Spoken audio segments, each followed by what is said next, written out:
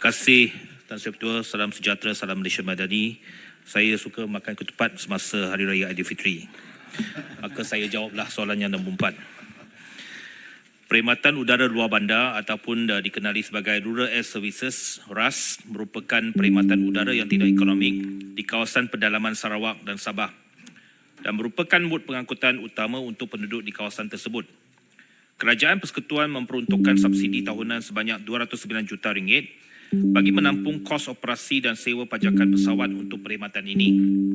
Setelah Maswing Sdn Bhd di bawah Malaysia Aviation Group diambil alih Hornbill Skyway Sdn Bhd yang masih dirundingkan sekarang, Kementerian akan terus bertanggungjawab dalam menetapkan dasar obligasi perkhidmatan awam dan kriteria-kriteria kelayakan yang diperlukan. Pada masa yang sama, Kementerian Pengangkutan melalui Suruhanjaya Penerbangan Malaysia juga akan terus berperanan untuk mentadbir dan menguruskan obligasi perkhidmatan awam RAS. Dalam hubungan ini, Kerajaan Persekutuan melalui Kementerian Pengangkutan akan meneruskan pemberian subsidi Kerajaan Persekutuan bagi membolehkan perkhidmatan RAS terus dinikmati oleh penduduk di pedalaman Sabah dan Sarawak.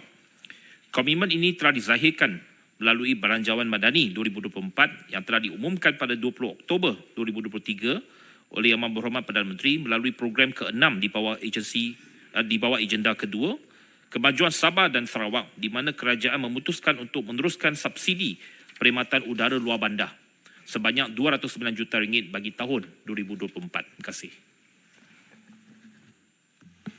Soalan tambahan saya. Silakan. Setelah pengambilan ini nanti, saya melihat kepada permasalahan sekarang ini apabila setiap kali musim perayaan seperti Christmas, Hari Raya, Hari Gawai, Hari Keamatan, tiket kapal terbang sangat tinggi. Ya.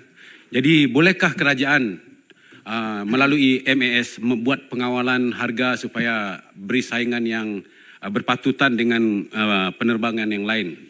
Apabila saya melihat perbandingan, saya pun suka membeli MAS sekarang kerana harga dia agak berpatutan berbanding yang lain. Terima kasih.